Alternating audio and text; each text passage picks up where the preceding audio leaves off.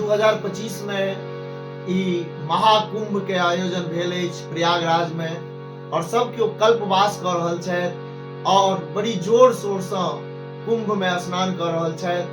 महाकवि विद्यापति जी के रचना एकटा मोन पड़ि गेल, कहि रहल छी। बड़े सुख सारे पाओले तुवे तीरे, पाओले तुवे तीरे,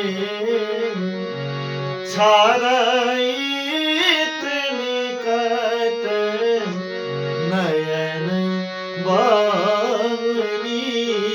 रे, छारई निकट नयन बानी रे, छारई निकट नयन बानी रे। हर हर गंगे।